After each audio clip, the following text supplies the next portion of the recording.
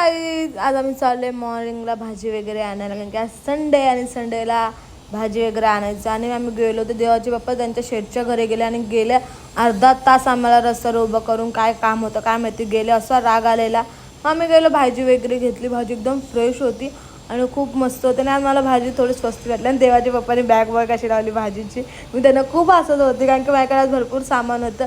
आम्ही गेलो कांदे बटाटे घ्यायला. आणि कांदे बटाटे आम्ही कसे ठेवले बघा, आमचा जुगाड. कारण की माझ्या हातात सामान होतं, देवाच्या बाप्पाकडे बी सामान होतं, म्हणून आम्ही असा जुगाड केला.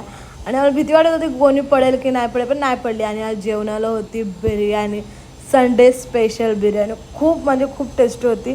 आणि देवाच्या बाप्पाची बिर्याणी आम्हाला सगळ्यांना आवडते. आणि मी आज लच्छा कांदासुद्धा बनवला. मला इथं अर्पिताची खूप आठवण आहे, कारण की अर्पिताला माझ्या हातचा लच्छा कांदा खूप आवडतो.